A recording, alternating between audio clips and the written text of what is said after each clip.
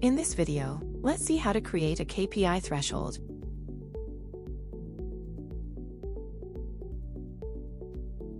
From the navigation bar, select All.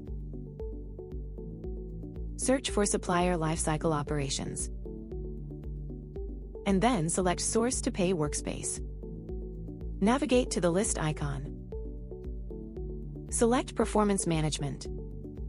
Select KPI Templates. Select a KPI template. Select the Thresholds tab. Select New to add a new threshold value. On the form, fill in the fields.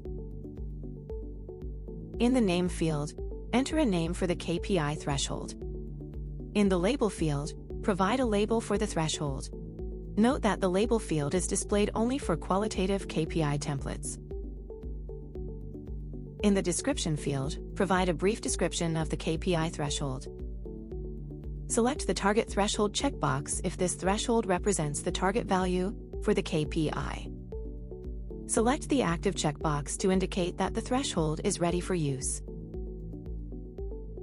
Enter the calculated normalized value. Select a color from the Color drop-down list. Select Save.